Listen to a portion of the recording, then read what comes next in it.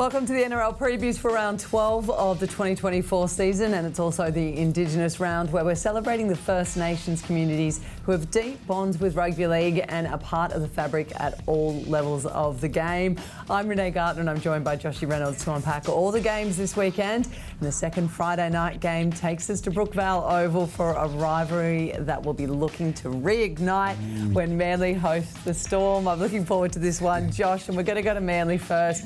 They'll be looking to draw a lot from this home ground advantage. They've delivered them 3 out of 4 wins when they've played at home at Brookvale Oval. We see the return of Saab, and we also hear how proud Siebes has been of Cooler stepping back into that fullback role with Tommy's absence. Yeah, I feel you want to play ready with the battle of Brookie. Yeah. But that's what I love that, like I love rivalries. Yeah. And that's what we should, we should build them up.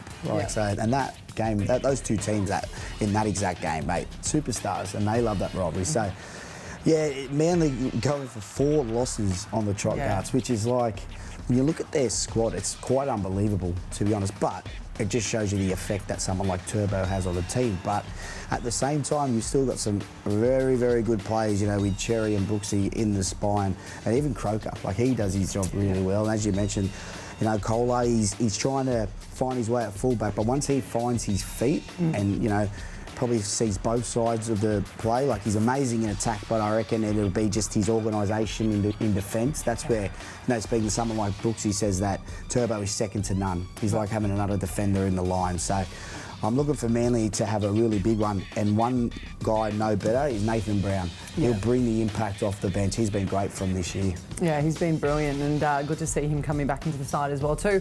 Let's look over the Storm, because we're talking about injuries, and they are navigating a heavy injury crisis of their own. Their whole spine's been obliterated. Jerome Hughes is coming in for Munster, but even he's been given up till Friday to prove his match fitness there as well too. Bellamy decided it was their kicking game that was the biggest issue that he was frustrated with last week. What are you expecting from the Storm side? Because, they're talking about needing those senior players to help steer the ship when they're so battle-worn. I love Bellamy. You've got, a centre playing in 5'8". You've got Wishart, who's sort of a bit of a playing everywhere, and he's not happy with the kicking game, but they never kick. Give him a break. But I just cannot believe on the weekend they lose Munster. They literally have only got one of their spine, which is Harry Grant. And you can control a lot of the game from 9, but your halves are the ones that direct everything. So it's just that system that they've got, that culture that they've got there.